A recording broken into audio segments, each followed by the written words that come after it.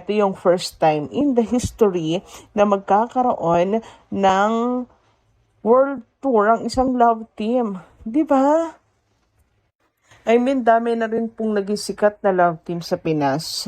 Kahit kasagsagan ng kahit kasagsagan ng Aldab, kasagsagan ng Katniel, parang di naman sila nagpa-world tour. Pero wag ka, ang Kim Pao may pa-world tour. Love team nila dahil sa public demand. Dahil nakakaiyak. As in, ganyan po katiwala ang ABS sa kanila, ang management sa kanila, kina Kim and Paolo. Grabe sa pa-world tour. Talagang isang malaking patunay na talagang ang Kim Pao po ay superstar. Alam niyo yun, sila po ay kumbaga tiwala na kahit saan mang sulok ng mundo pumunta ang Kim Pao ay meron silang supporters. Nakakataba ng puso. So, ito pala yun. Ito pala yung pa-save the date ni Miss Carl. Diba? Ito pala, yung mga hula natin, wali. Meron pang sana concert na, pero world tour ang announcement nila Kim and Paolo. Grabe. Tama lang pala yung ni Miss Carl na save the date kasi pasabog talaga to. Kasi ibang level yung announcement nila Kim and Paolo. 'Di ba? Pero syempre, naantay pa rin natin ang kanilang official pag-amin and of course, ang official na pag-announce ng next project or fifth project together, 'di ba?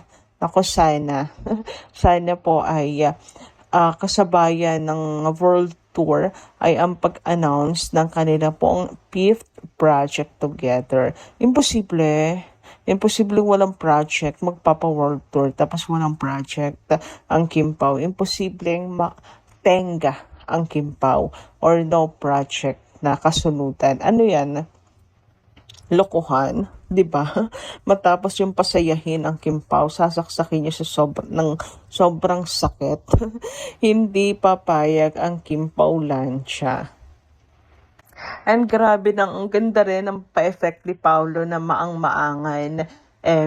Charot-charot niya sa ASAP kanina. Bentang-benta. Kasi alam nyo, hanggang ngayon mainit yung pinag-uusapan sa social media at pinagtatalunan niya na sinasabi nilang seryoso. Merong mga tao na sineryoso itong pag-joke ni Paula Avellino na may announcement na para bang hindi niya alam na may world tour. Kaya nga sila nasa ASAP para doon. Imposible naman na, di ba tulad na sabi ko kanina, imposible naman na sila guest lang doon or napadaan lang. Siyempre, merong announcement, di ba? Sabi nga dito, ayan, pinagtatalunan na ngayon, seryoso bang may naniwala na hindi alam ni Pao yung world tour? Parang hindi pa kayo nasanay sa humor niya. And ang masasabi ko lang, yung mga taong hindi talaga seryoso as a fan, I mean, yung hindi talaga nakasubaybay kina Kim and Paolo, yung maniniwala Kasi kilala na natin si Pao ngayon. Alam din natin kung kailan siya nagbibiro, di ba? Ang humor kasi ni Paolo Avellino, hindi talaga papasya sa mga ordinaryong tao lang na namumuhay sa mundo. Charot! Anyway, ito pa nga. Kapag may project ang Kim Pao, dadaan muna yan kay Paolo to make sure okay ba ito kay Kim na hindi siya mapapahamak. Yan. Nagbabasa nga ng sandamakmak na script Eto pa kaya, ready na for world tour. Sana meron dito, part ng world na ito. Bakit? Ang sulok ba kayo ng mundo? Charot. Anyway, ayan. Natuwa naman ako dito sa, syempre, alam ni Paolo Avellino kasi lahat ng project dadaan yan kay Paolo Avellino to make sure na okay kay Kim. Ayan, hindi papahamak si Kim, hindi mapabash, ganyan. At binabasa niya rin yung script for Kim Chiu din. Talaga. Ay, apaka hands-on naman talaga niyan. So, sino yung nagsasabi diyang 16 hours seryoso si Paolo Avellino sa 16 hours gaming? Ganyan yan ka hands-on. Even script ni Kimi, chinecheck niya muna. Huy, grabehan naman talaga yan. Anyway, ayan. Ready na talaga ang pa-world tour ng Kim Pao. Sobrang nakakakilig. 'Di ba? Grabe. Nakakatuwa na isipin. Grabing fan service to kung fan service lang talaga. Imagine Paolo Avellino na hindi po masikmura ang fan service kasi puno daw ng kasinungalingan. Pero wag ka, may pa-world tour. Ay, ewan, ayoko na lang talaga mag-talk kasi baka masaktan ang puso't damdamin hanggang balun-balunan po ng mga bashers. Charot! Anyway, dumako tayo ngayon sa comment ni Joseph Shane Regine. Ayan, magandarang gabi. Sabi niya, Ma'am Gandara SRU, magandang hapon po. Narinig ko po yung update niyo po tong hapon na to sa YouTube channel via internet. Ma'am Gandara SRU. Napakasinungaling ng taong yan. Bahala na ang Panginoong Diyos ama sa kanya. Ating Kimi, nasa mabuting kalagayan, awa ng Diyos. Hindi ba niya nakikita ang ating Kimpaw sa buhay na marami nagmamahal sa buong mundo? Etong nakaraang linggo, ang ating Kimpaw ay nagja-jogging sa may Ayala Avenue. Pagkatapos ng workout pa yan. Tapos kahapon January 28 this year 2026, ating chinita sa buhay na mabait, nagpa-closet bazaar siya. At nandun sila Sir Ray Pumaloy at si Sir Don Sermino na napakasolid na nakakimpaw natin sa buhay sa buong mundo. Ma'am Gandara, mabait po ako, pero po pag naggawa ang aking kapwa ng ganitong kasinungalingan sa buhay, magagalit talaga ako. Lalo pa kung makikita ko sa dalawang mata ko ating Kimi Chinita, ating Kimpaw na minamahal. Ayaw kong magbitaw kung ano-anong salita na hindi maganda. Kasi ako madasalin sa araw-araw at nagrosaryo po ako araw-araw. Tuwing umaga pa, ka-pure ko bilang isang Katolika na mapagmahal po ako. Sana po magpakabait na lamang sila. Magandang mamuhay sa magandang paraan. Ma'am Gandara SRU, I love you. Kasama po ang buong pamilya niyo po. At ating lovely Kimpaw at sa lahat ng ating Kimpaw sa buhay sa buong mundo. God bless all. Take care, Mama. And yes, sa buong mundo, lalo po ngayon na magpapa-world tour ang Kimpaw. Talagang sobrang saya ng puso ko. Ayan na, Kimpaw World Tour, kasado na. Grabe, ibang level na talaga to. Kung totoo at tuluyan ng nakalock ang Kimpaw World Tour, malinaw na hindi lang basta hype ang love team nila. Isa na itong global phenomenon. From local kilig to international stage, sobrang laki ng tiwala ng industriya kina Kim Chiu at Paolo Avellino. Hindi ka naman mag-world tour kung hindi mo alam na may solid kang fandom na sasabay saan mang bansa dalhin. Ang ganda rin ng timing nito, parehong nasa peak ng careers nila sina Kim at Paolo. Si Kim consistent sa projects and endorsements, si Paolo mas lalong hinog ang acting at appeal. Kapag pinagsama mo yan sa natural nilang chemistry, boom! Sold out potential agad. Hindi lang ito fan service kundi isang carefully built na legacy move. Para sa mga fans, ibang klasing reward to. Years of support, pagtatanggol at wasang sawang kilig, ngayon, dadalhin na ang Kimpaw direkta sa inyo, mapa Asia, US, Middle East o Europe pa man. Para itong sinasabi ng universe na, o ayan, sama-sama na tayong kiligin worldwide. At aminin natin, ang lakas ng mensahe nito. Hindi natitinag ang Kimpaw kahit may bagong love teams. Hindi sila panandalian, pangmatagalan ng branding.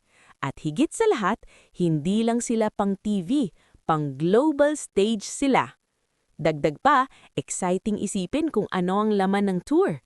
Behind-the-scenes stories, live performances, banter na siguradong viral, at yung natural na kilig na hindi scripted. Kahit simpleng titigan lang nila sa stage, alam na, luluhod ang fandom. Sa madaling sabi, Kim Pao World Tour equals matibay, pinaghandaan, at deserve. Kung kasado na talaga to, maghanda na ang mundo dahil paparating ang kilig na walang borders.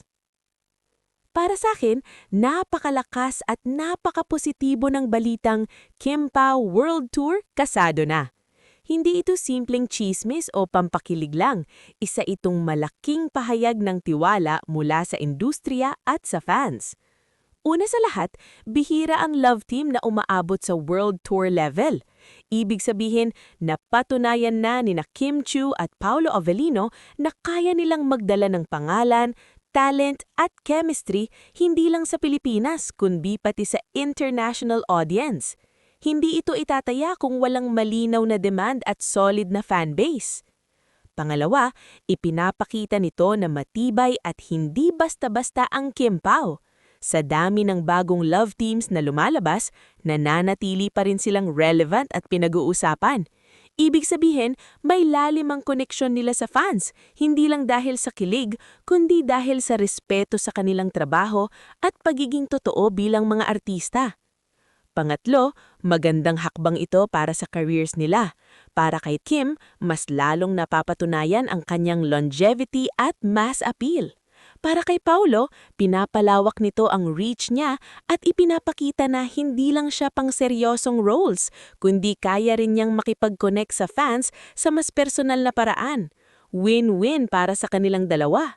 At para sa fans, parang gantimpala ito sa lahat ng suporta, paghihintay at pananatili. Ang World Tour ay hindi lang show, isa itong celebration ng samahan ng Kim Pao at ng fandom sa anmang panig ng mundo. Sa kabuuan, ang balitang ito ay simbolo ng lakas, stability at long-term potential ng Kim Pao.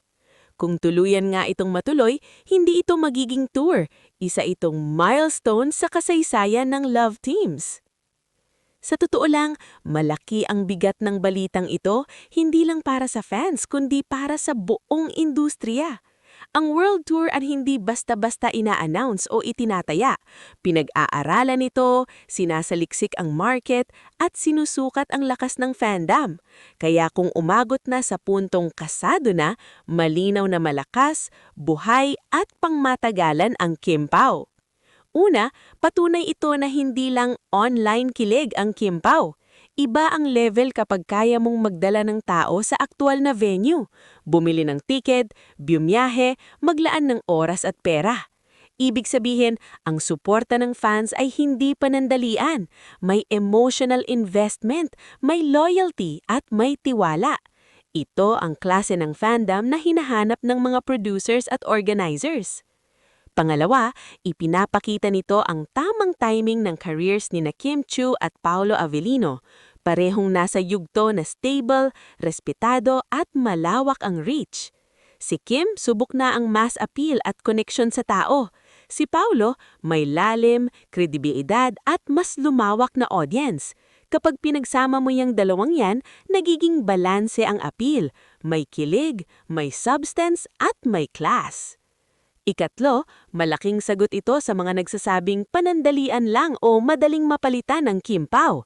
Sa totoo lang, ang World Tour ay tahimik pero matibay na sagot. Hindi ito paingay, ito ay aksyon. Ipinapakita nito na kahit may bagong love teams, may sariling espasyo ang Kim Pao na hindi basta naaagawan dahil iba ang koneksyon nila sa fans. Ikaapat, para sa fans, ito ay parang kolektibong tagumpay. Lahat ng pagtatanggol, paghihintay at pananatili, dito nagbubunga. Ang tour ay hindi lang performance, isa itong celebration ng samahan ng Kim Pao kasama ang fandom sa anmang panig ng mundo. Ikalima, may mas malalim ding itong epekto sa imahe ng Filipino entertainment. Kapag may love team na kayang mag-world tour, ipinapakita nito na may global appeal ang Pinoy artists at Pinoy fandom culture. Hindi lang tayo local consumers, kaya nating sumuporta at magpaangat ng sarili natin sa international stage. Sa kabuuan, ang balitang Kim Pao World Tour kasado na ay hindi lang tungkol sa shows o schedules. Ito ay tungkol sa tibay ng partnership, lalim ng koneksyon sa fans, tamang timing ng careers, at patunay na ang Kim Pao ay hindi uso lang, kundi may direksyon at kinabukasan.